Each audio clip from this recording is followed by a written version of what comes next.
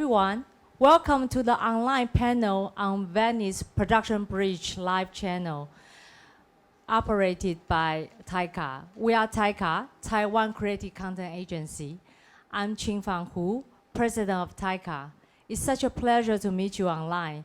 We wish we were in Venice now with you, but unfortunately we're still in Taiwan, Taipei, and now we have to bring ourselves to you right now. So it's such a pleasure to meet you.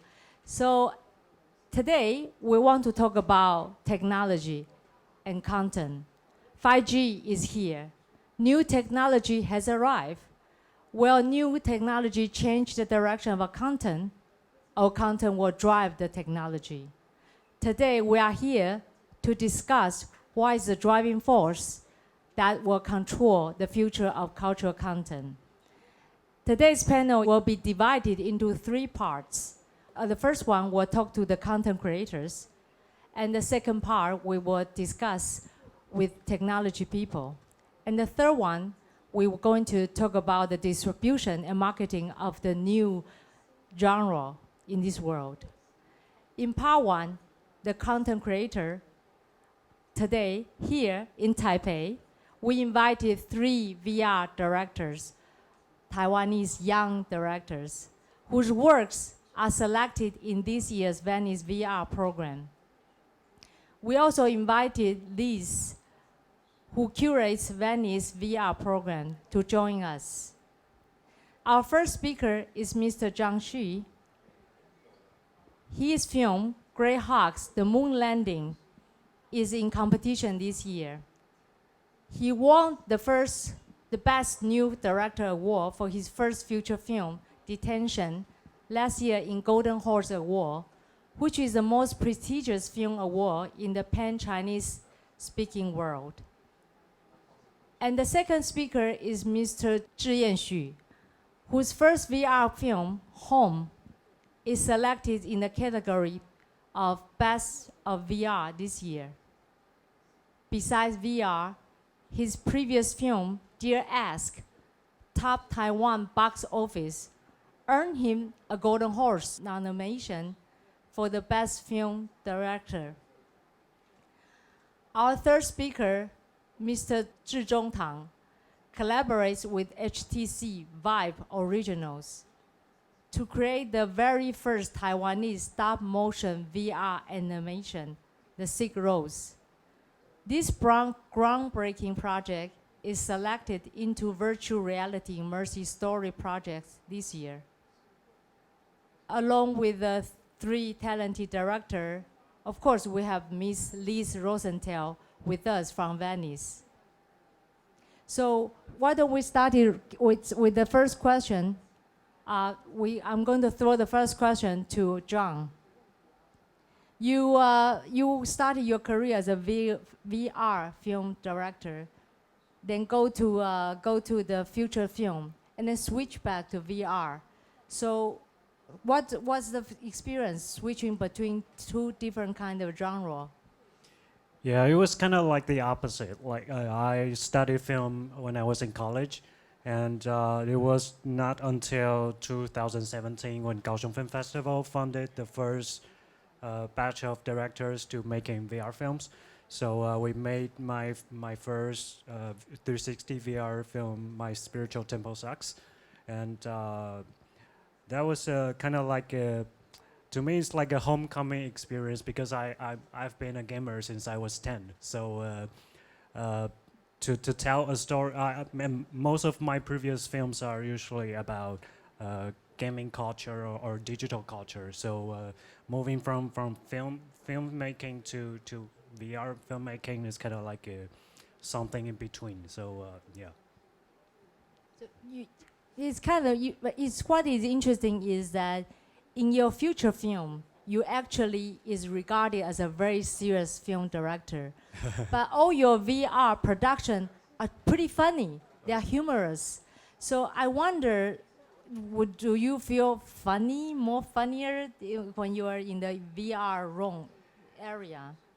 It's more like Detention is probably my most serious film, and most of my other works are either satire or comedies. So yeah, if I get to choose, I always choose comedy. Yeah. So will you talk a little bit about your film, The Grey Hoax, this time? The Great Hoax is an interactive project co-produced by Serendipity Films and 3D Animation. I am one of the directors for the first episode, the moon landing. It's about the Taiwanese government want to find a way to solve our identity crisis. So they decided that we actually need our own moon landing, but we don't have the budget to actually go to the moon. So instead, the government hire a famous director to fake a moon landing, like a video shooting project. And the player, which is the audience, play as the actor that play as the astronaut. That you need to, in the experience, you need to follow the director's order and help them to finish the shooting of the Taiwanese moon landing. Yeah, so it's like a satire, a social satire on this Taiwanese identity crisis. Yeah. It's actually a lot of interaction in the film, right? Yes, it's also my very first interactive project. Yeah. Can you explain why you add so many interaction part into the new film? Because in your previous film, there are not so many interaction part. Is because technology improve or? It was quite funny that when we're making my spiritual temple sacks, which is a 360 video, and we used a lot of like a fake game interface to help the narrative. But we found that when you're actually watching that film, you couldn't resist the urge to interact with all the other objects. But as a 360 video, you cannot do that. So that was the time I found that if we're making a next VR project, it has to be something that's more interactive, that the player or the audience can have more ability to interact with the environment. So that's kind of like we pretty much decided our next VR project to be interactive from the start. Yeah. So can I say, because you say you have been a gamer since you're 10, to create something which can interact with the audience has been a dream of a filmmaker? Kind of. All your life? Yeah, because as a filmmaker, all the information, the storytelling is that you feed the audience what you want them to see. But as a gamer, you know that there are stories that can only be told with an interactive experience, that there are a lot of like a storytelling techniques that you're not really have this kind of a flexibility as a filmmaker. So making Grey Hoax is like something I combine the two areas, and it was quite fun to make during the process. Yeah. Our second speaker, Zhiyan, the second filmmaker who also got nominated and selected by the Venice Film Festival. And your film, on the other hand, is actually you want to describe the status of being an invalid, an old granny who locked down in his chairperson. You want to show the powerless of such a perspective. Can you tell us more about your film and what's the essence of your creation? And I'm from a big family, and it's like 20 or 30 people.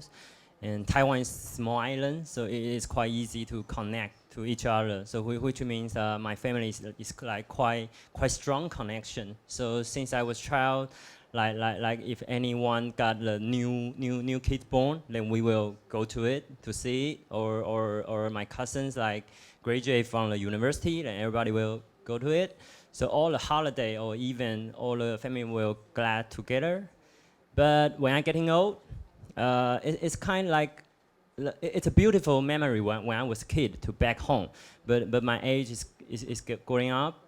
It's kind of like become a rule or restriction the family give me. So I named my grandma that. So I use my grandma's point of view, but actually I want to record how our family behavior in front of my grandma. That's the original idea why I shooting home. Because the other day we have a discussion about you kind of take advantage of that kind of powerless audience position to show the perspective of the grandmother that she can only watch, but she cannot interact with anyone. So, which is also interesting compared with John's film, that now his new film is full of interaction, and you actually cut down the interaction. Yep. Can you elaborate more on that? Before I shooting home, I did a research. I saw lots like VR film, and for my feeling, like when I watching, at the first moment I was thinking, who am I? So what is the point of view? And I got like a lonely feeling, like everybody's moving, but I was like out of this world. So I start thinking the point of view is the most important thing I want to discuss. Then at the same time, my grandma dead. So I was thinking like everybody, every time when we back home, like all the people use their own way to show love to the grandma, but nobody know what grandma's thinking. She can talk, she even can see it, and also the ear, the sound is like quite weird for her. So that's why I choose my grandma. I find her situation is quite suitable for when I using the VR glasses. I think it's just the same with like my grandma. So that's why I use the grandma on the wheelchair. So everybody's like show love, even though somebody's like fighting for their own situation to the mom. Somebody was like my father, he was like half a year to see my mom, grandma one time, but somebody's like always nearby the grandma. So what's the difference between them? That's why I used my grandma's point of view. And the third speaker, Zhizhong, his film is very complicated. Actually, all of us are impressed how difficult to make his project. His project, can you explain more? Because he come from a very his family background come from a very traditional handicraft art from Taiwan, and he applied such a skill to make frame by frame work animation, and we just don't know how much patience you need to finish the project. Can you explain more about your project to the audience?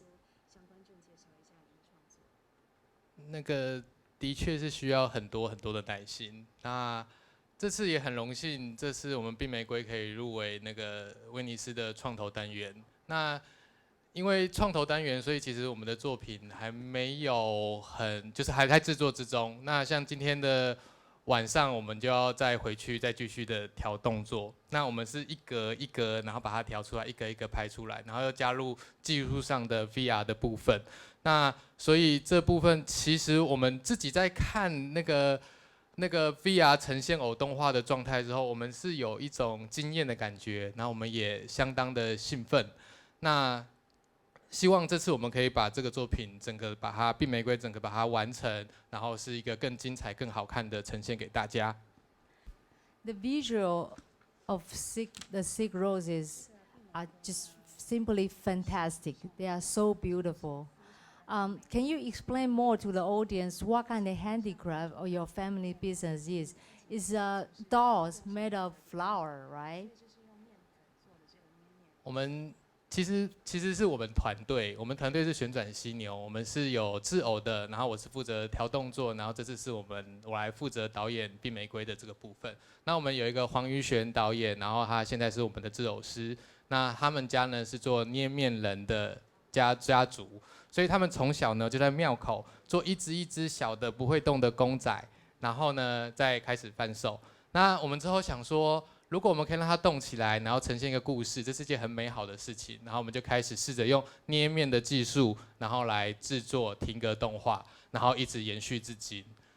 So as we can tell that we have 3 filmmakers here, and they already make 3 different kind, totally different different kinds of film.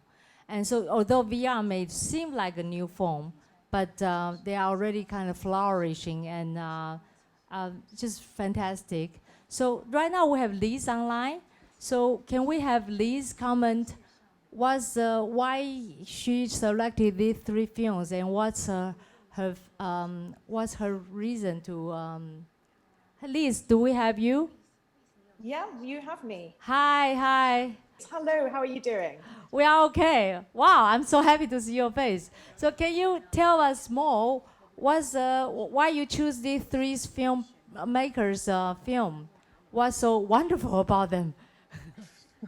So I'm going to go back and just talk a little bit about Venice VR Expanded and where we start from as curators.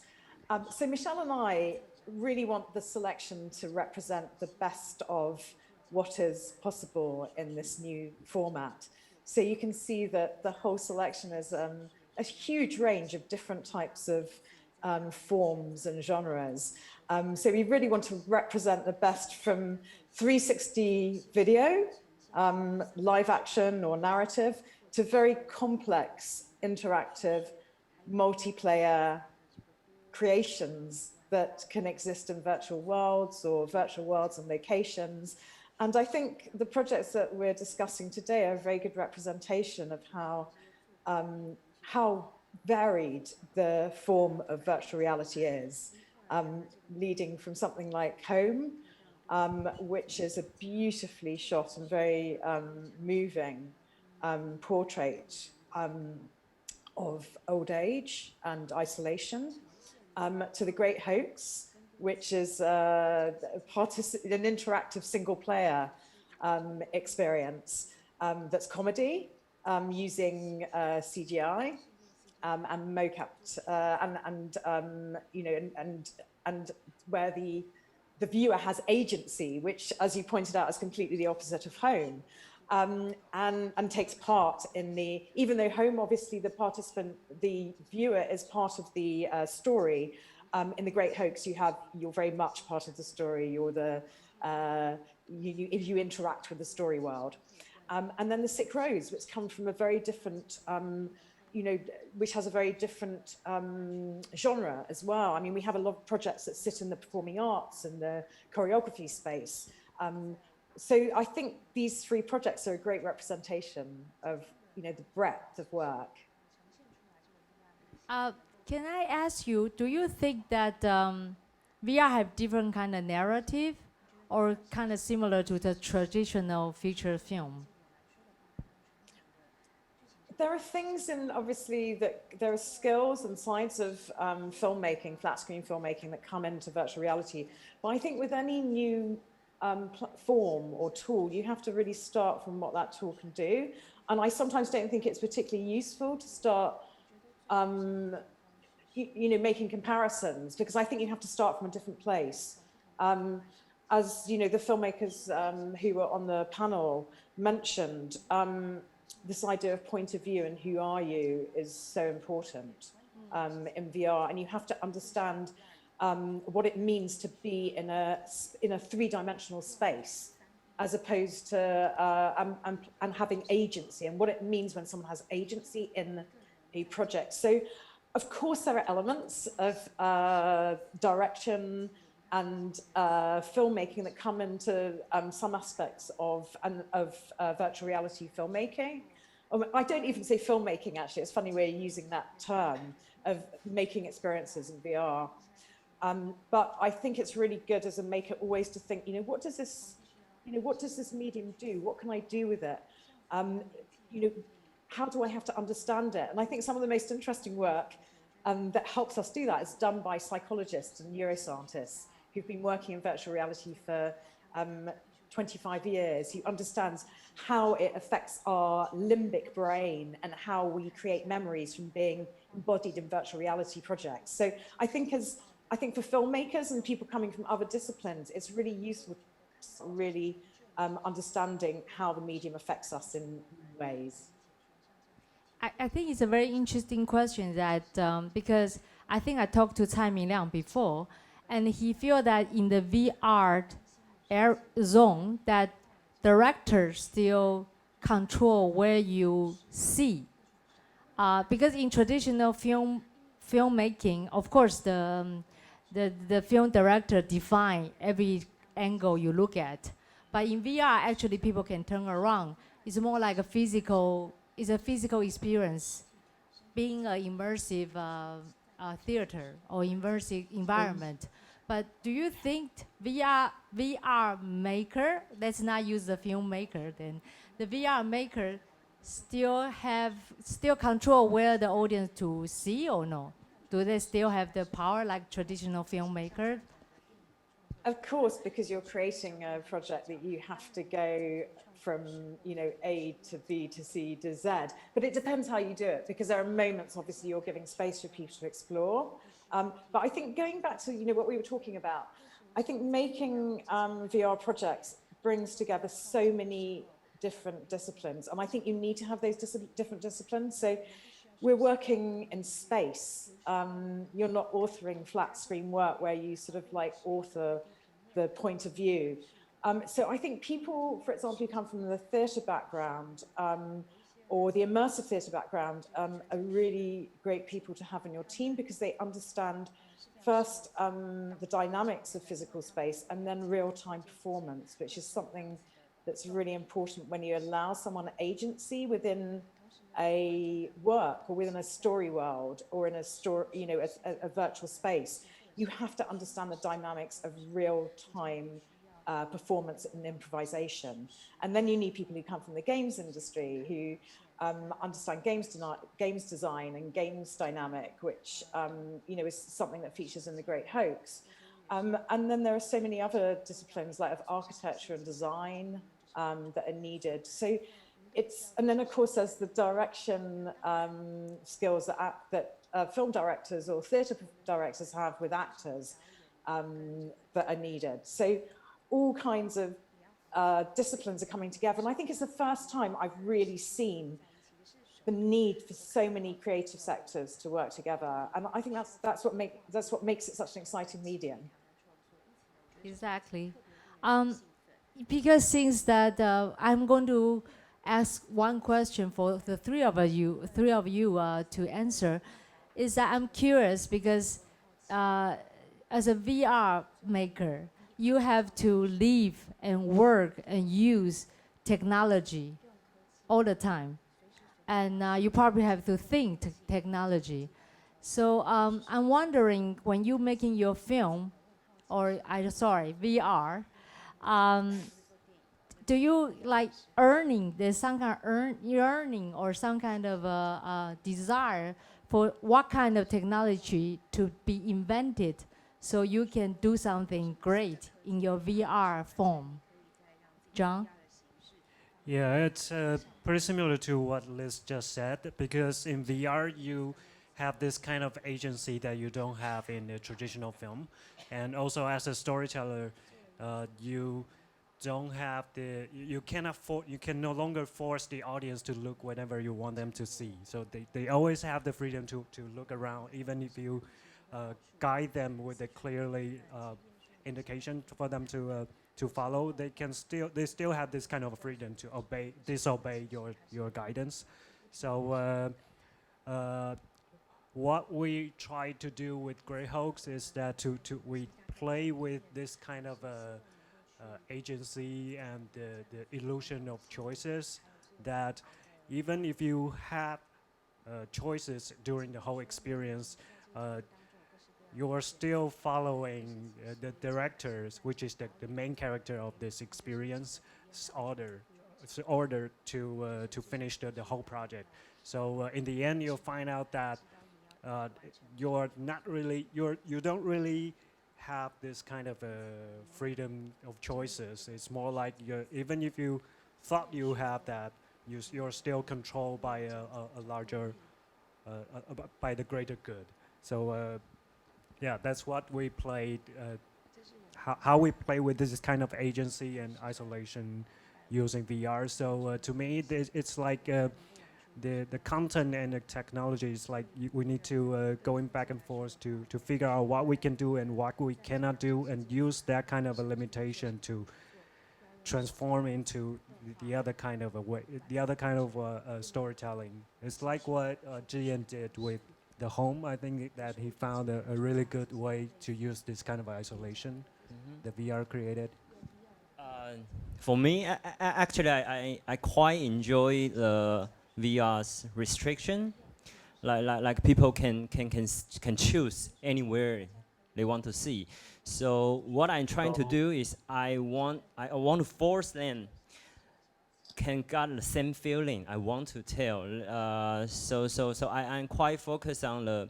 I think I use the traditional way to tell story.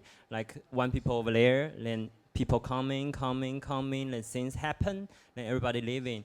It's like traditional storytelling, and I focus on the people movement, like which person at what time and coming up, and everybody like talking with the grandma, and the audience can run away. You have to, even though you look background, still have your family over there. So I try to use this, and also for me, because I do the film before, this experience, like because VR, everything you are shooting at the same time, so no lighting place, no director you can watch in the monitor. Because this restriction, all the actor is so on time. Everybody, I did a one shot, so everybody have to concentrate to face your family, to talk your grandma, and I really enjoy it. We have 1 minute, sorry. Can Zhizhong want to throw any kind of technology you wanted to be invented to help your film? 其实我们拍片，因为这次我们用停格，然后还有 VR 结合，其实没有太多可以参考的状况，我们全部都自己踹出来的。所以其实就我们创作者来说的话，其实只要可以让我们更方便创作，那基本上让我们可以自由自在在里面玩，然后在里面尝试，然后尝试的时间成本比较少一点，然后我们可以看更多的运镜，看更多的可能性。那这边是我们很好的一个体验的状态。那我觉得现在荧幕很有趣。 我们从一开始的远的电影的荧幕，然后开始电视，然后手机，然后现在 VR 贴到我们的眼睛前面，我们荧幕越来越近，但是我们的视野却是越来越宽。那所以这部分的话，我们正在，我们像是冒险者一样，在一直尝试着不同的可能性，然后尝试不同的视觉或是故事的说法。那我觉得这部分是非常有趣的。那也感谢那个 HTC 还有那个 Vive Original 他们在帮我们做。 技术上的调整的时候，帮我们解决了很多技术上的问题，然后让我们可以很快速的来呈现我们自己想要呈现的样子或是实验。那这点我觉得就创作来说，我们只需要创作的工具更为简便，然后更为快速，这样我们可以生产出更让人想不到的画面和故事。那这是我的想法。Thank you, Liz. So now we have met with the three creators. In our second panel, we're going to meet with the technology people to see what they think about the new playground, VR.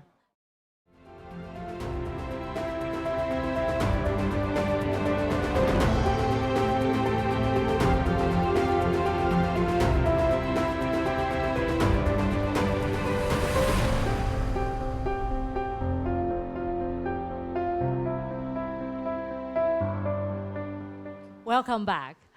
The second part of the panel will focus on the power of cultural content and why the need of the content actually probably will push the technology forward. And we have some technology people here to debate with us who will drive the future of cultural content. So let's welcome our first speaker, Mr. Shourong Pan. He is the technical director of Service System Technology Center. He at the E3. And in the recent years, he focuses on the driving of the technology to aid the development of cultural content. One remarkable example is the volumetric capture studio in Taipei, which now is managed by TAICCA. And our second speaker is Mr. Ethan Tu, the founder of Taiwan AI Lab. Ethan is not only a computer scientist, but also an entrepreneur who utilized Taiwan technology power to build AI solution for the world's problems. Our third speaker is Ms. Koe Jahi. She is the co-founder of the immersive and interaction production company, Lucy Reality, based in France. Koe has been working on XR interaction projects for over 10 years, including games, animation, and art pieces. TAICCA is very happy to support their latest project that collaborates with Taiwan, the Starry Sand Beach, by our newly launched immersive content grant this year. So welcome the three of you. Now starting with Shourong, can I ask you a question? Because most people will say, oh, creators are so difficult. And we technology people have no idea what they're talking about. Do you experience such a problems? I know that you have an artist in resident program at E3. So you found the difficult animals? Anything interesting to share with us? That's true.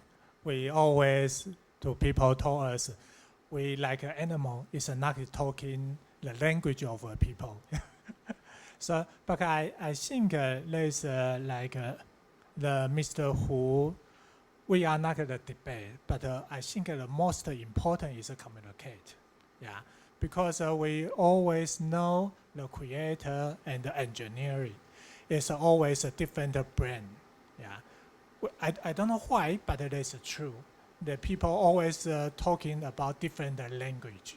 So the most important, I think, they will be the interpretation to translate between the technical and the creating. So, for example, we operate to help the TAICCA to operate the volumetric capture studio in Taiwan. We serve with the creator, director to make their object to create like a VR program, a film program, or like an MV, such as also the game. So the director and they always to imagination what they want to do, but they will have to translate to make the technical can how to support. They will be make happen, and also the engineering always didn't to imagine what they are directly thinking. So there will be important things is to make a more communication between each other and to change the language between each other. Yeah. But surely, I think that you probably will find the communication with creator make technology more human, which probably will change the direction how you think about your technology too. Because I'm the background from the engineer side, so we always thinking logically and like processing.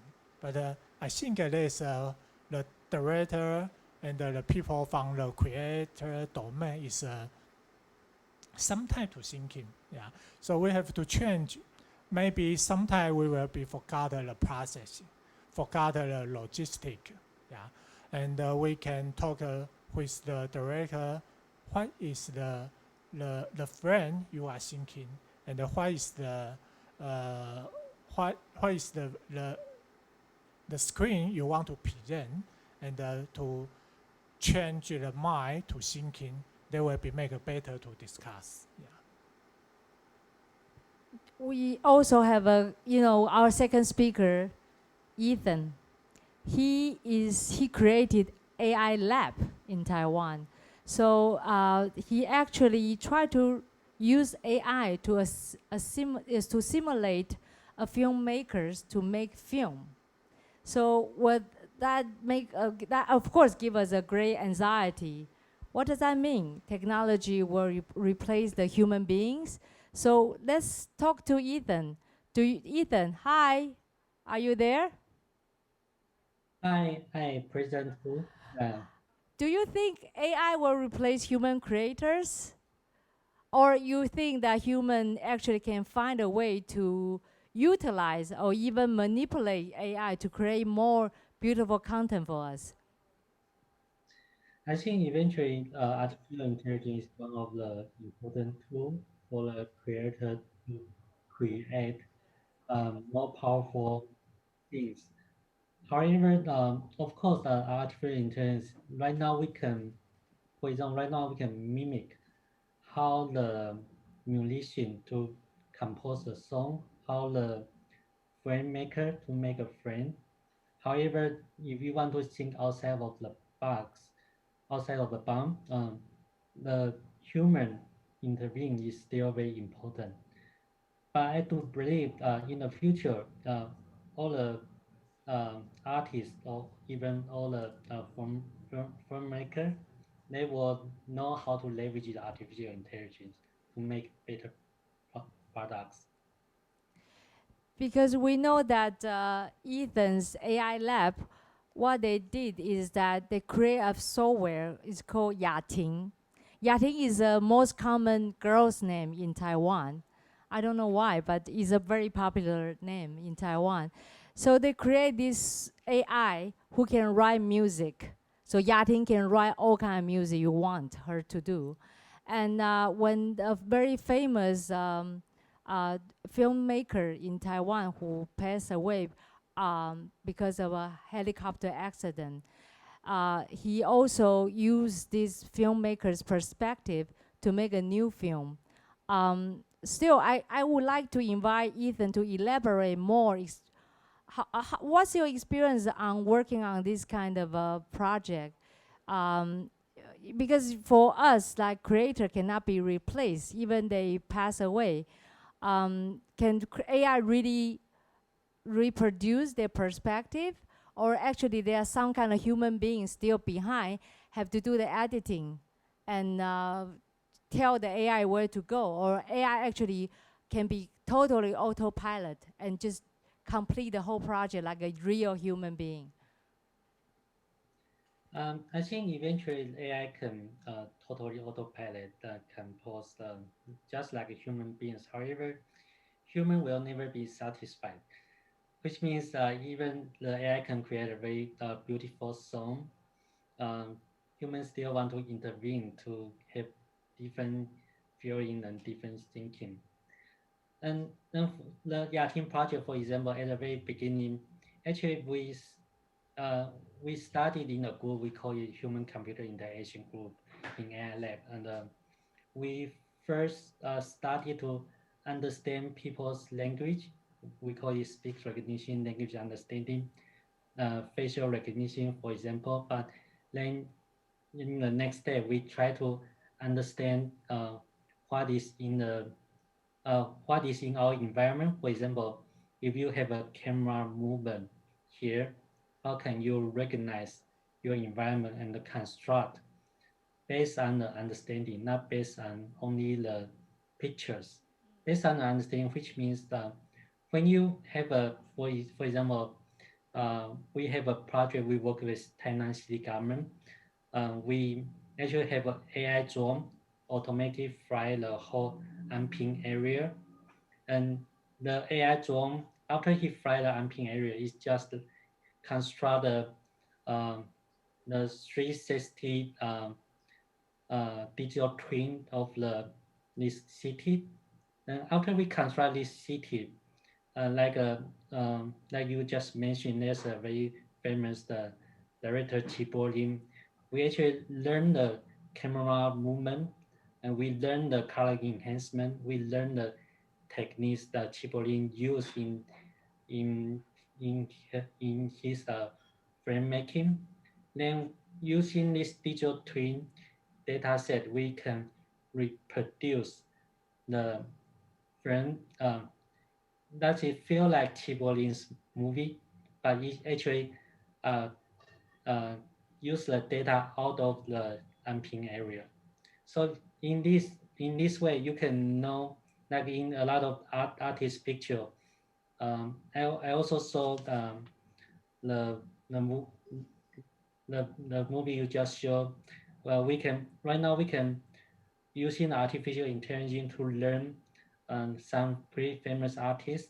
For example, the Monet or Da Vinci. And then we fit into different, for example, photos. Then Monet and Da Vinci, we can print the photo it's just like a Monet or Da Vinci draw this picture. So we leverage this kind of techniques. We use the artificial intelligence, learn from the famous artists, learn from the famous filmmaker, and we also have another project. We learn from the famous musician, for example, the pop music. We learn from Baha. We learn from the famous artists, for example, in Taiwan, like Zhou Jiewen, Wu Yuetian. How we can learn from a song. So we first try to recognize the song. What do we mean recognize the song? When the song is playing, we, like a human being, we can know what is the singer singing, and what is the guitar playing, and what is the piano playing, what is the drum working. So at the very first beginning, we use artificial intelligence to do the source separation. We recognize the song. Then after we recognize the song, we learn to understand the song, which means what kind of song that people feel sad, what kind of song that people feel delight, what kind of song it sounds like which musician, for example, Zhou Jiewen or Wu Yuetian. So in this way, we create a pipeline. We have an artificial intelligence to learn from millions of the songs. In this way, then artificial intelligence, after it understands the song, then he learn how to compose the song.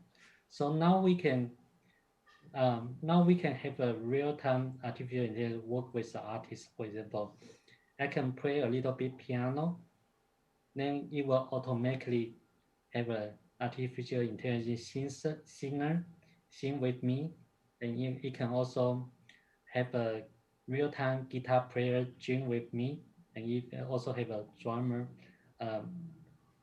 or bass player to play with me. And we can also tell the team of artificial intelligence, I want this song just feel like a jazz music. Then the team will suddenly become a jazz and I can say I'm now I want to have a blue jazz music, slow jazz music. Then you can work to create a song with me, just like a real-time jamming. So we are creating this kind of experience. And with this kind of experience, you can just imagine. In the future, if you want to make a friend or make a VR experience, we can leverage the artificial intelligence to complete most of the part. And even in the future, if you want to create a song, we can have artificial intelligence to support with just your command, and you can create a song in your direction. And after this direction, of course, the human will never be satisfied. Then you can also try to adjust. I say this guitar is not playing good. I think you should play in this way. And of course, the artificial intelligence can also learn from human. If you tell the artificial intelligence in a new direction, how it plays will be better, and it can also learn by itself. So this is the team of Yakin, just like a President Hu mentioned. We are working in Taiwan with the best Taiwan's pianist, Taiwan's artists, to do the artificial intelligence creations. I think I pick up 2 points. One is AI still have to learn from someone. It means that they are one actual human being have to create something first for AI to learn. So that will more or less make my argument that the content or the human desire, as Ethan say, that human desire or humans' need will drive the technology to satisfy our expectation. I think that's the message I got, and I'm still pretty happy about that. But anyway, I have a question for Koe, who is in France now. So Koe, can you give us some example how culture and technology work together and create something actually surprisingly surprisingly nice? Yeah, what I can say is that Lucid Reality is a company that consider we are like a link between technology and creators or artists and directors. So we bring the technology to the artist, and we bring the artist to the technology. So we try to push the borders of the technology, and sometimes when a technology is really new and it needs to have someone or something to push the borders, and even to show to the technologist that they can do better, or they can use the technology in that way or that way, and the artists are the best to imagine new way of doing things or doing or writing stories and use the technology for that. So what we are doing at Lucid Realities is really to bring the technology to the cultural sector in two different ways. For production of stories, of immersive stories, as for example, the Taiwan Bridge that TAICCA has supported just few weeks ago, and thanks to that, of course. And or a project like Claude Monet, the Water Lily Obsession, that was showcased all over the world, and that can show how Claude Monet, the painter, has worked, and gives a feeling for the users or the spectators to be on his feet or something like that. And we use the storytellers, or we ask the storytellers and the directors to bring their knowledge as storyteller to use the technology and create something really new. So that's one of the type of things we are doing. And the other thing is also to bring the technology in the cultural sector, like museum or cultural centers, and be able to bring this kind of stories, this kind of experience in the museum, where usually you can see artworks or artifacts. And now with this kind of project, you can also live an immersive experience and have a brand new experience with technology. So is there a common language between technology and culture creators? Your job basically link them together. Do you have any example to share that how they work actually quite well, actually, or it turned out to be disaster?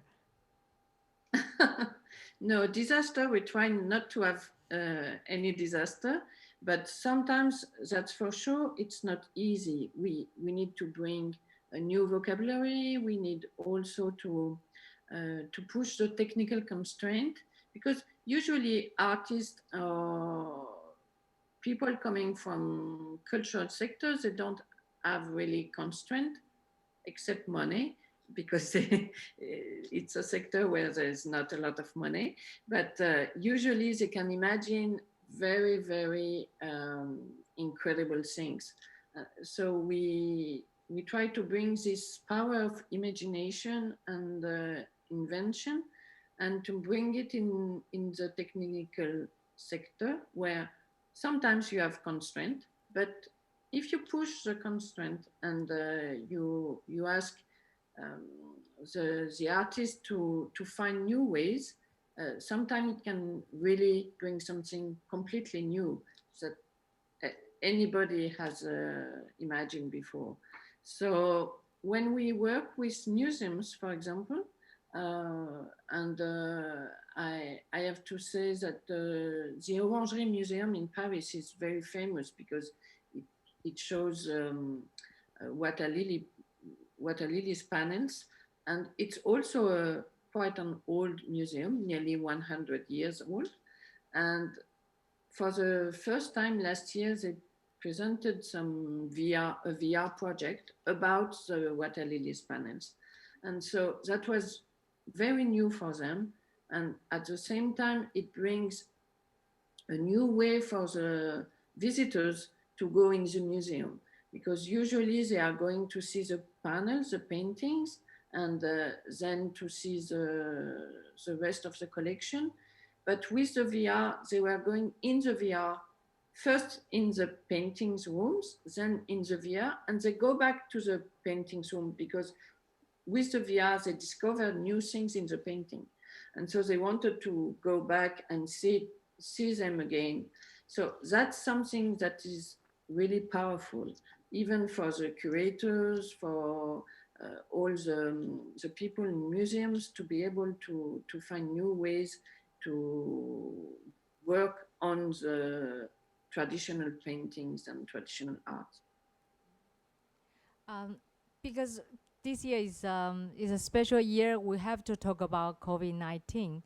And everyone argued that because this situation, that technology actually probably is a very important solution to change or help distribute the cultural content to the consumer, to the audience. And I kind of wondering, what do you think about that? How technology can help, since we cannot sit in the theater together, or we cannot gather in a big park, listen to the live concert with thousands of people. So how technology can help? I think around this situation about the COVID-19, the social distance is much important for us. So we are talking about the little contact and but little distance. So there will be always the people cannot touch each other, but we have no the distance between each other. So there will be like the technology side from the VR, AR technology through the like 5G networking to make each other connect through the network. And we also can to see the image from the other side, even like 1,000 kilometers away. But there will be make people through the technology to make the contact always, but actually it's a little touch. So there will be most important, like right now, we also to thinking from the technology side. Right now we will be integrate like the more like IoT sensing. So even we are in the different room in the remote side, but through some of IoT sensing to remote transfer like the physiology, the information to each other, we can more. I can imagine the video you are showing. I also can imagine like your might be your mind, and also to see, to understand the more information through the network and also the image. So I think the technical will be the one of the element for the creator, even right now in the COVID-19 situation, and also could help the director and the creator to make a more new media and a new showing like a TV program or something application can help each other to have a little touch and a little distance in this COVID-19 situation. Ethan, what do you think? How how your AI can help the development of cultural content after COVID-19? I think right now we already have a bunch of projects working with the central local government try to overcome the COVID-19 limitation. For example, like a live concert, how we can perform a live concert in a virtual space. But just for the audience here, he participate in the live concert, they can just feel you are in the real concert. And even the artist, the performance themselves, they can play in different region. For example, you can have a guitar player play at home. You can have a drummer play at their building. But all together, people can still participate in the live concert through the high-speed 5G network. So we are putting together these are with some artificial intelligence techniques. For example, not only you need a high-speed 5G network, but also you need to have a very sensitive like a IoT device to get all this information in a very detail. And of course, you need to have a very good understanding. For example, if you want to build up a virtual space quickly from the reality space. For example, right now we have a digital twin project. We can turn a building into a virtual space just in one scan of this virtual space. So in this new methodology, we understand the building and we understand how this music is performing. Then people can participate into the virtual space just like he is in the real space. So we have this kind of project working with the team. They are working on the live concert and the live meeting, just like we are having the online meeting right now. We are using the room, just perform just like we are in the we are talking together in the space. But in the future, with a new immersive experience, I think the experience can be much better after we apply all this new technology together. And of course, like a lot of time when we are working on the like concert playing, a lot of time we are missing some party. For example, we are doing a concert, but if you don't have a very good guitar player, if you don't have good singer right now, we can also have a yating live participate into this event. And all what happening in this event, we can also have like a speech recognition, language understanding. We can also have a image recognition, know what is happening here. So the message can deliver all over the world through the modern network.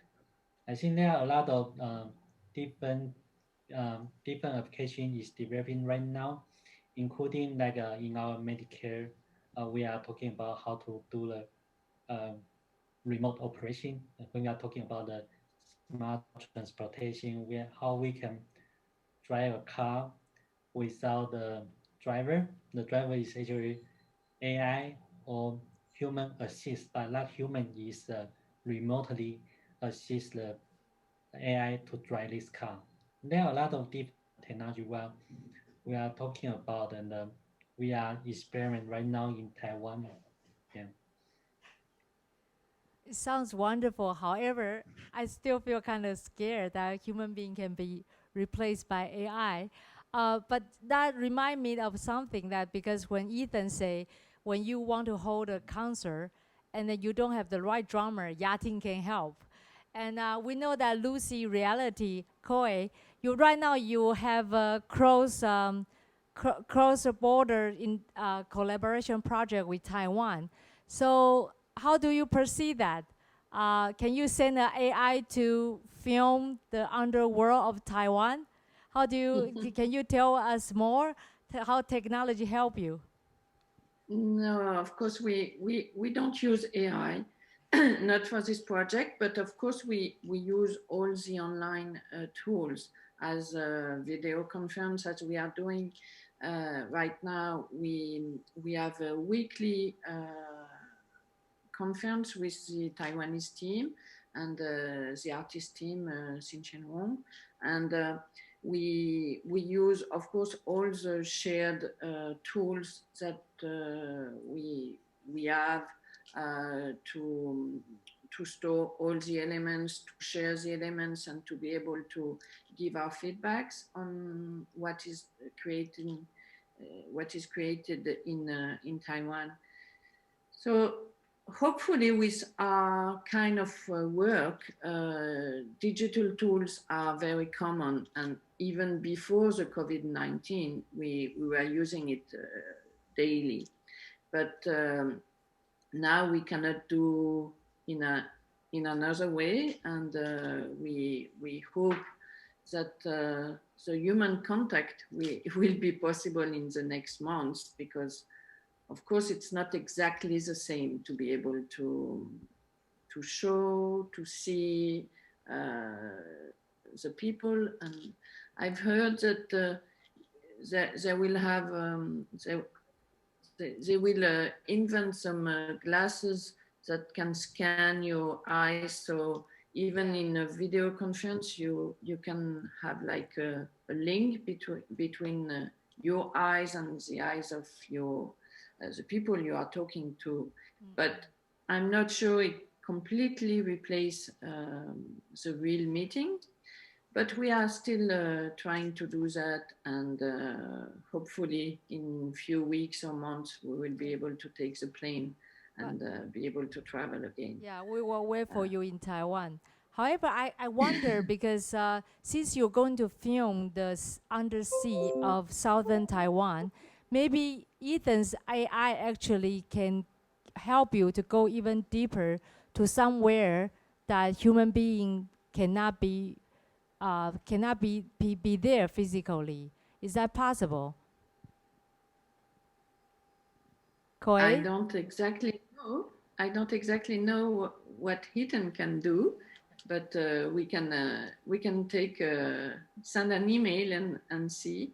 But on this project, the Taiwan Beach, we are more recreating the submarine world in 3D. But still, we can talk. Yeah, I Let's think talk together. You'll be surprised the technology power in Taiwan is quite strong, and our friends here are happy to help you. That's for sure. Thank you so much. Yes. So I guess we keep talking about this, how the technology and culture, because for us, when we talk about culture, is our imagination of lifestyle, that the how we're going to live our life, what our society will be alike. So maybe from a creator's point of view, quite different from you, who is you work purely in technology sector all your life. Do you really think different from us? Actually, I think people know that Taiwan is really the technology. Yeah, the penetration rate here, even the mobile phone, is over the the mobile subscription is over the 29 million. There is a means like the baby is also have a phone number too. Yeah.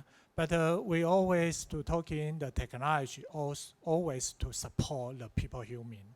Now, what is the people really want the human requirement and the natural requirement is much important. So the technology always be the support side to make the demand from the people. Yeah. So I think it is a much importance. So we always to thinking from the people thinking side, not from the technology driven. Yeah, so I think that will be make a more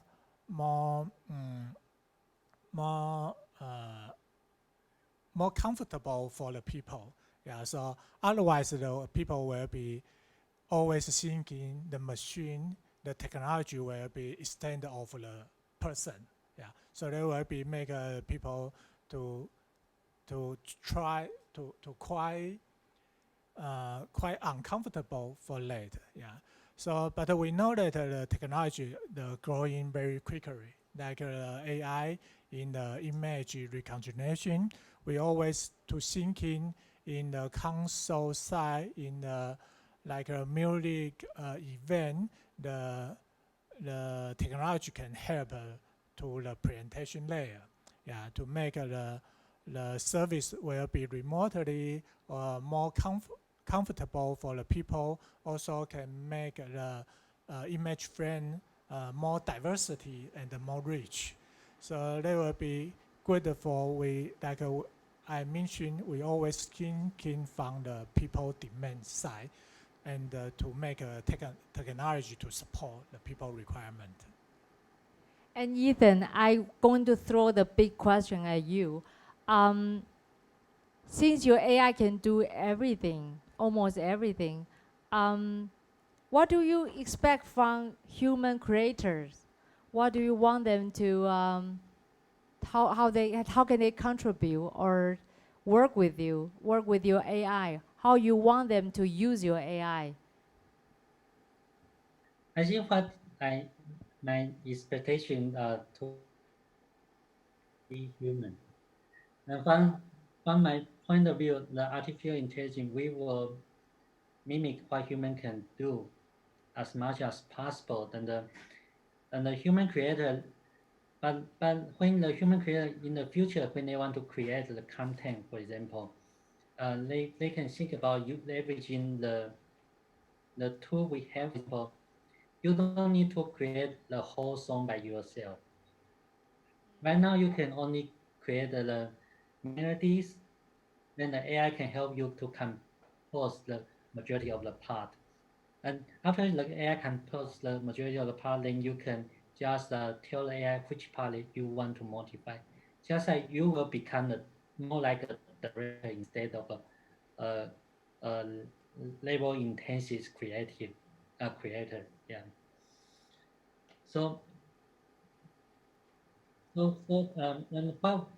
And in our AI lab, we have a lot of members. We cross-discipline. For example, a lot of our music team members, they are actually play piano. They also play guitar. They just in the normal days, they are just one member of the band. But when they are doing the artificial intelligence, they just think about how the AI can help them. So from my best experience is if you want to do artificial intelligence, you want to leverage artificial intelligence, the best way is just like you can come to AI Lab, for example, tell us about what you can do, then we can give you some tool and experience, then see if you can create a much powerful movie, much powerful music through this tool. And maybe you can have different kind of idea in the future, like after you have the new tools. Yes. So following Ether's kind offer, I want to ask Koei, so what kind of technology you want those people to invent it for you, so you make your work easier? That's not easy as question, because I need creators, and I'm not a creator myself, so I need creators to have the good ideas and to send them their ideas and be able to push the technology. So, but I keep the idea of being in touch with Ethan, and next time I'm coming to Taiwan, that's for sure. Thank you for the three speakers. I think that for us, technology is really help us to imagine our future. And for sure that we want to utilize the technology power to improve our life quality and fulfill our cultural imagination. And in the third part, we want to talk about the marketing and distribution of VR, because everyone thinks VR is impossibly expensive. So how can we deliver the expensive art form to the right audience? Where is the audience? So we want to talk about in the third section.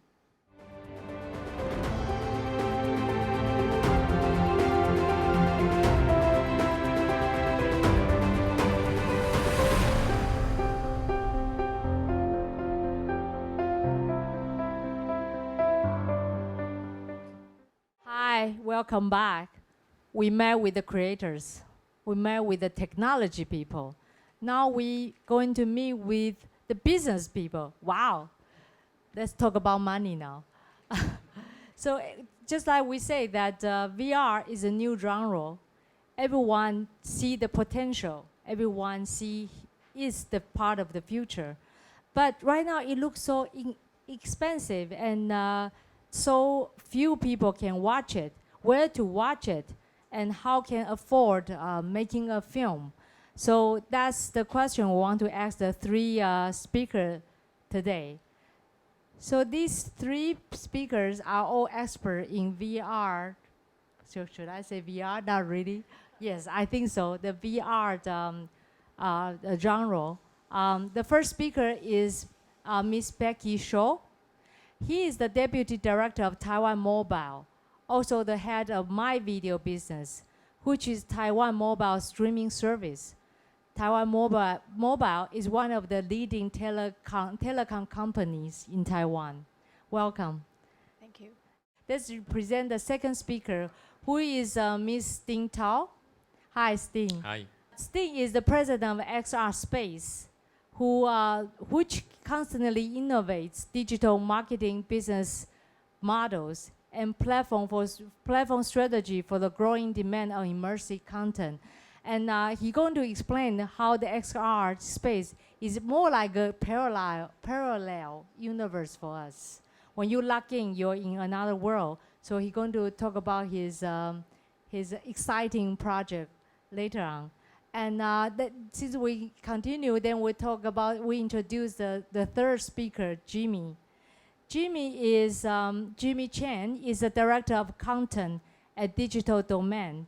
He focuses on the acquisition and licensing of XR contents and bring his expertise in corporate operation to content management and production. So each of them present a business presentation about their company. So should we go back to Peggy? Yes. Okay. Okay, Peggy Shaw from Taiwan Mobile, and let me give you a quick introduction of what my video is doing. Here is the marketing overview. My video has a 6.6 registered and 3 million monthly active users right now.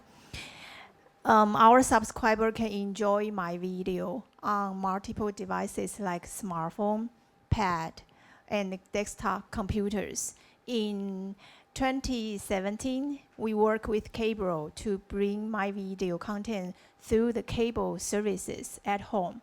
So more than 1 million set-top box they can access and can enjoy my video. So my video now we have a quarter, 25% of household penetration in Taiwan. And we offer multiple business models to the market. SVOD, TVOD, transactional VOD, EST is a kind of digital DVD, electronic sell-through, and AVOD is a advertising VOD. And we work with more than 50 leader content providers in Taiwan and global, like studios, Discovery and BBCs, to offer contents to my videos users. Now we have 37,000 hours on the shelf right now. For our content investment, we put it in two parts. The one part is what we are doing right now is for the retention. Most of our content we license from the licensor, so it's a purchase part. And now we hope we can move up to the ecosystem to work with production house to have more and to find good Taiwan local cultural content. So we want to leverage the Taiwan local contents to do some acquisition to spatial unique content to the Taiwan market. This is a lineup of what we are doing right now. The victims we work with Netflix, and workers we work with HBO, and Fly the Jumper, and it's a movie. It's made by iPhone. It's a very interesting one. It's still on the theatrical. And the next one, a flagship drama, we work with PTS, A Magician in the Skywalk, and plan to launch in next year, Q1. And except that we extend my video, not only the smartphone, pad, or cable service, we extend my video to XR Space, a digital world. And we launched the service. We have a My Video VR hall in XR Space in the end of August this year, and we expect more co-op with XR Space in the future. And that's an introduction of my video. Thank you. And you saw in the my video presentation, you already saw the XR Space. So XR Space thing, explain to us what XR Space is. Hi everyone. I am president of XR Space. Our vision is to bring people together through XR, no matter where they are. And our goal is to take XR to the masses by refining how people connect, how people socialize and collaborate in XR. And we want to build the XR platform that everyone can use every day. To show you what we do, let's watch a video. The advance of mobile technology, there is always one single goal: to build human connections. Yet connections are often limited by space and time. And the truth is, we are more complicated than what text and emojis can offer. We are XR Space. We want to bring people together easily, instantly, without confines of physical boundaries. And we have built an entire world to make that happen. With lifelike avatars, we can enjoy every precious moment with families, friends, without the limits of distance. In XR Space Manova, you can own private spaces, like a home, or go to public spaces to explore. We will be able to wander around, make new friends, jump into things we love in an instant, and share the best moments with people around. This is also a place where you can find what you are passionate about, where true joy can be joined, great vibes felt by everyone, where we can still be productive across distances, or just learn from the best wherever you are. A place to share endless fun with friends, a place to hang out, or to simply show your moves. A magical place where we can become better versions of ourselves and never look back. XR Space Manova is a real wonderland with so much more to offer. A place to return to anytime, anywhere.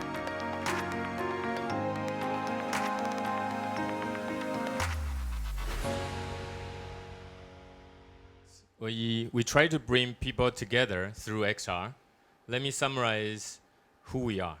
We build Manova virtual world that is we created a very powerful device coming with Manova social reality platform containing hundreds of space for social, entertainment, games, education, and other contents. Thank you. Thank you. And Jimmy, you're next. Okay. Hi, everyone. I'm Jimmy Chang, Director of Content at Digital Domain. Thanks for TAICCA and Ms. Hu to invite me to attend this panel, and I'm very happy to be here. Digital Domain is a visual effects company founded by James Cameron when he was shooting Titanic. So we're already in the industry for about 28 years, non-stop producing visual effects work for feature films, high-end commercials, and all kinds of new media content. So right now I would like to share a video with you to showcase about what are the past works that we did, and I'll continue the introduction. So since 2014-2015, Digital Domain invested a lot into VR, AR, platform development, content creation, camera development, live streaming. And we did a lot of good service work for NBA, Sky TV, Nobel Peace Prize, especially in 2016 Rio Olympics. We completed a complete 360 live streaming and also 42 platforms for the broadcasters in the world. However, in 2018, we realized it is actually very hard for us to monetize the technology or patent that we invested. So we decided to spin off a company called Iconic Engine, and I think that is the company that most of the people in XR ecosystem recognize me during the past 2 years. Iconic Engine is currently now focusing on the B2B service between studios and telecoms, because telecoms, they are all targeting for VR distribution to showcase about 5G. And they need to find good VR content or XR content to distribute. And that is the purpose that we decided to spin off this company. What is the reason why telecoms need to use VR to showcase 5G?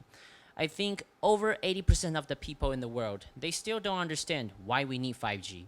The current LTE or in-home Wi-Fi we have are actually capable for us to fulfill the work we need, upload, download, or most of the content streaming that we have.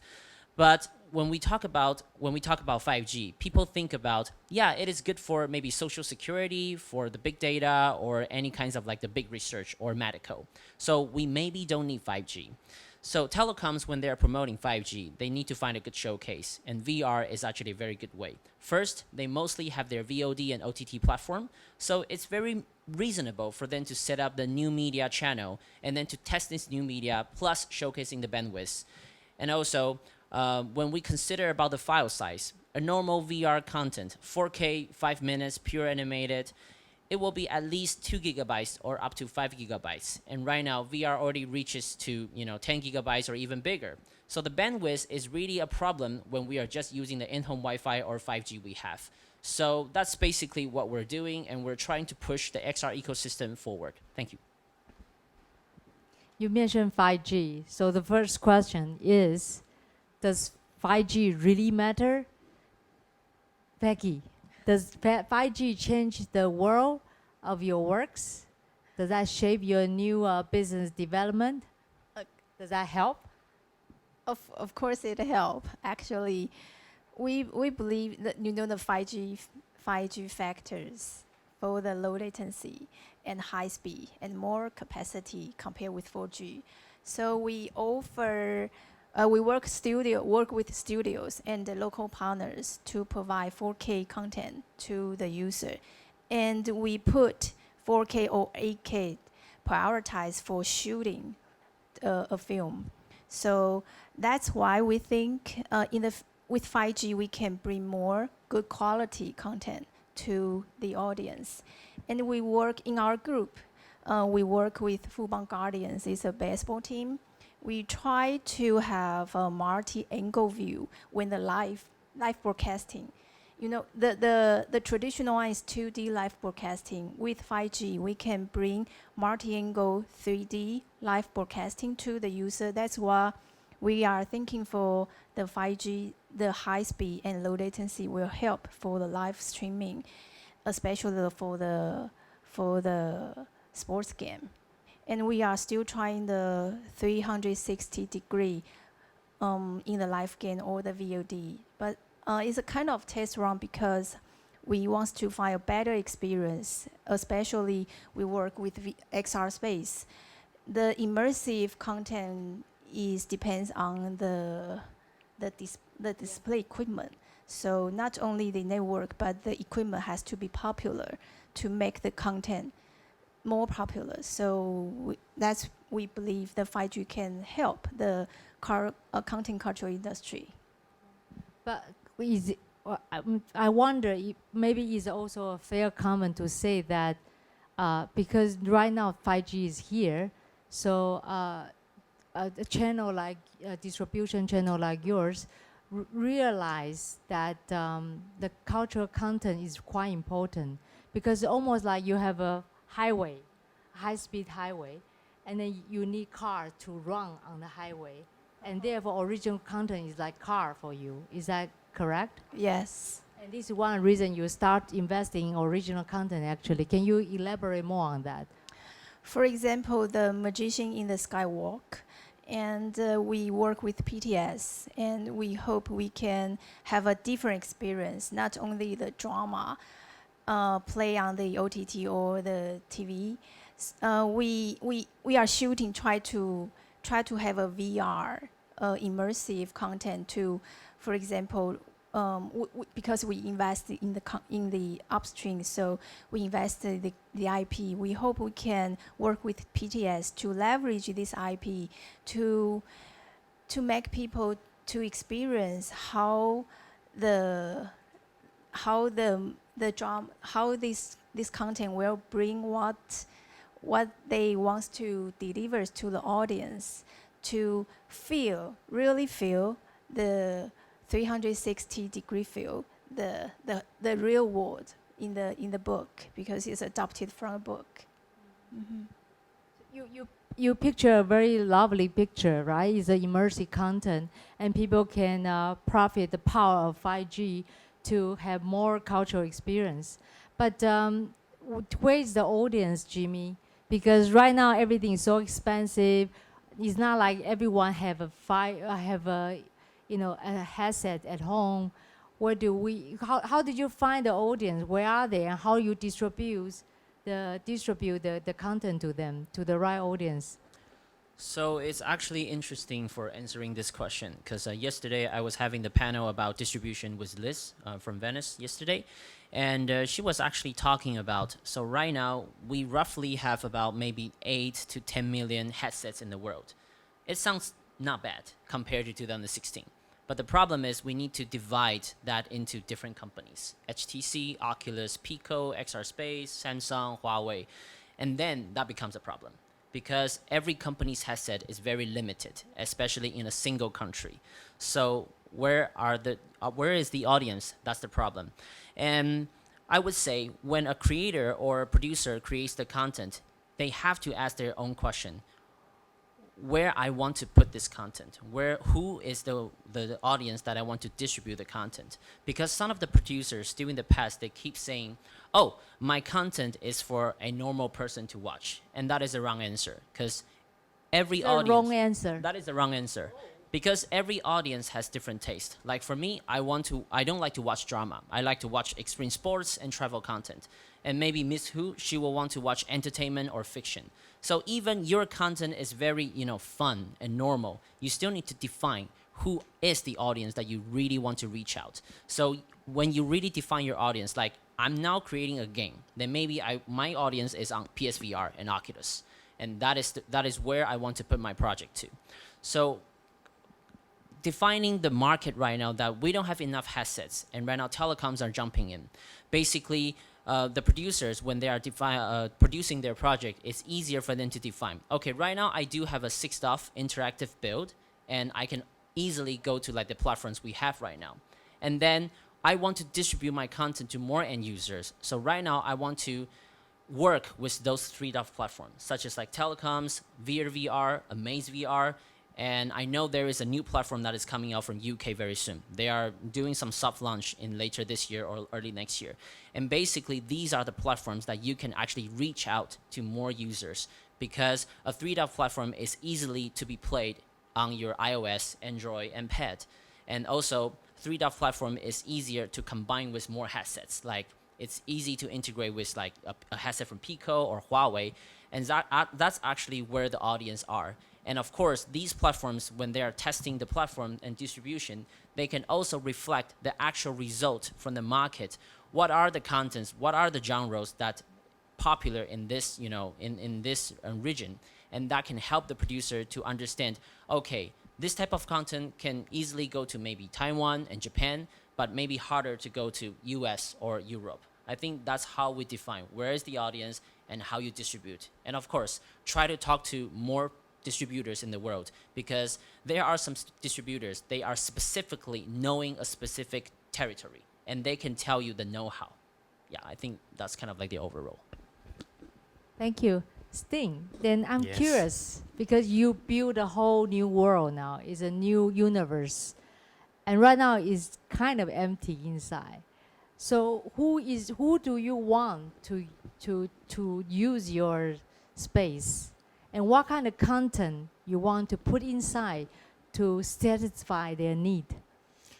Okay, we are a newcomer of the XR platform, and we want to provide this platform to everyone. We try to solve the problem of the VR contents distribution channel problem. So basically, the short answer is we want everyone to buy this headset to solve the distribution problem. And we want all the contents creator create the contents on our platform. So that's what we want. But how we do it is the problem, right? So your question is what kind of content? Start? Yeah, how do we start? We try to make every experience on our platform. We investigate all the failure problem in the past VR, and we try to design the new headset that is the smallest, the lightest, the affordable, and yet powerful. We made the world to be multiple user experience.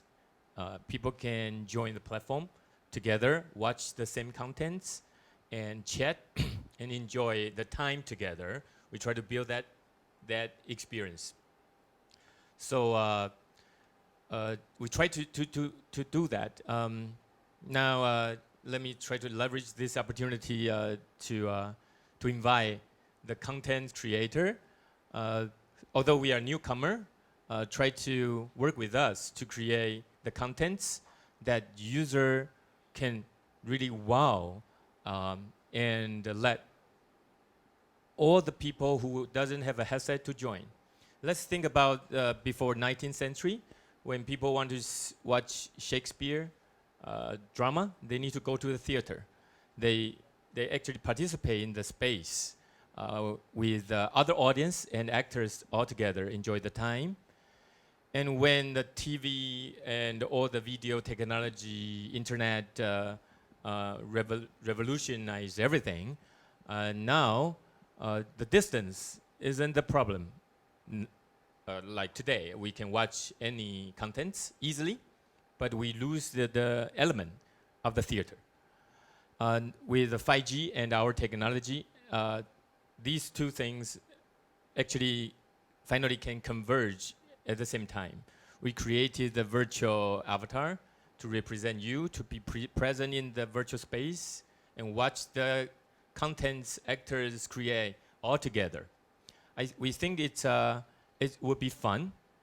And furthermore, actually, we try to use the power of 5G and put back the power to the user. We put user in the center of any contents.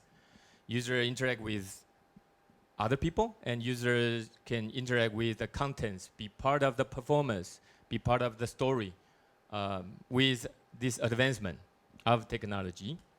So actually what we are doing now is working with all the content creators, the pioneers like Taiwan Mobile. We try to build the contents in the 5G way so that people can interact with although it's a baseball game, it's also a kind of content, right? So we recreated the virtual stadium experience to make people in the stadium and participate in the game together, although they are far, they are not there. And furthermore, we actually want to implement other experience that let these performers much more than the content itself. User interact with the contents. Like if it's a baseball game, actually people can shoot the fireworks, I mean, in the virtual stadium. So actually the watching experience can be much enhanced. So we welcome the directors and the content creators to create a really amazing next generation content with us that really move the rock that distribution channel is so limited. We want the best content to be provided by using our technology. So even normal user will feel they need to buy this contents. They need to buy this content because they really want this kind of theater experience without the limitation of distance and other excitement and surprises that all the best content creator can create for them. So that's what we try to break the inertia of today's problem. Well, it sounds very exciting for the new world.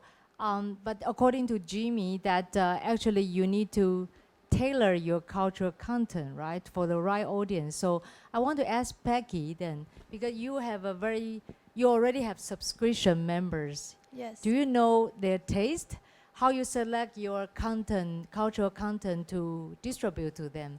Or you were tailored for them, or actually you will want to throw some surprise to them all the time? How you decide your projects? Yes, we know what the test our users like. That's why we focus on some kind of genres. For example, like the professional one, and we work with, as a firefighter story, we work with PTS. It's a firefighter professional, and the other is a love story.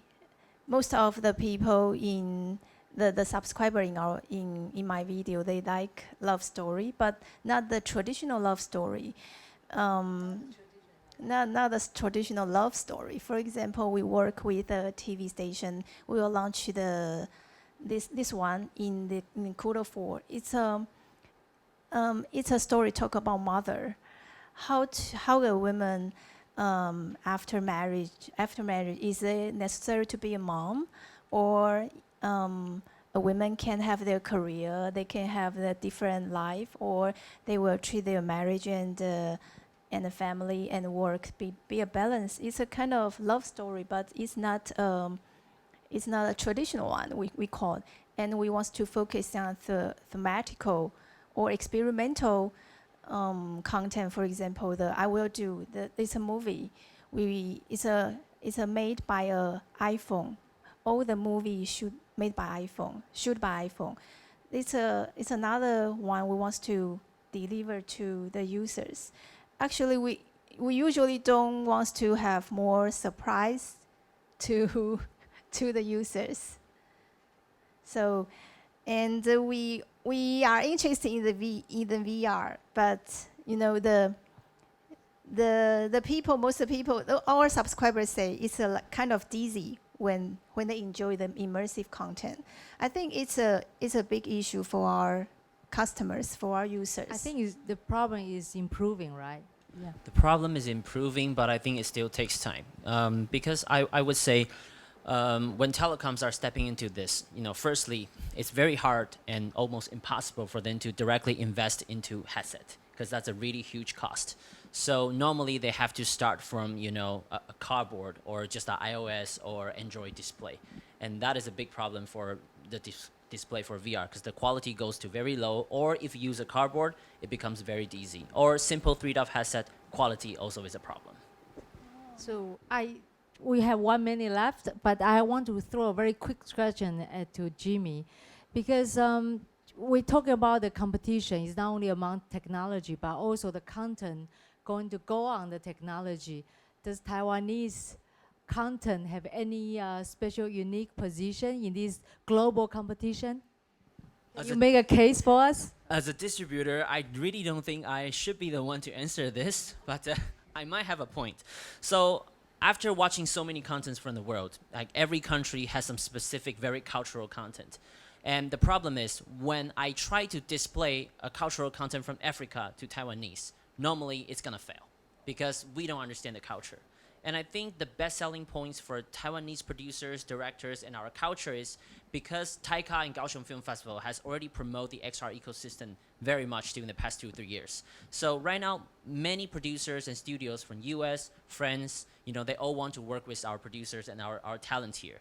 And that is the best selling point because 2 months ago, we announced the TAICCA Immersive Content Grant. And there is a project called the Starry Beach, basically co-produced with Lucy Reality. And that is a good example because we're combining the pipeline, the technology the French studio has, and then plus the culture, the landscape that we have from Taiwan. So the content can be very diversified that to showcase about Taiwan's culture, but also not be so Taiwanese style. So foreigners can really understand the beauty and the concept of the content. So I think that's the best point to sell Taiwanese cultural content is, to work with international people and then to make the content very diversified. Thank you. I guess online forum is really difficult, but we are progressing. Maybe next year we are very good at online forum, but I hope the COVID-19 situation will be finished by then, so we can really physically hug each other in Venice next year. Well, thank you, everyone. Thank you for participation. And we are very honored and happy to host this conference. And TAICCA is invest and also promote Taiwan content industry. We are very happy to work with everyone from around the world. So please check in our website and contact us. And hopefully we'll see each other really physically in Venice. Thank you. Bye.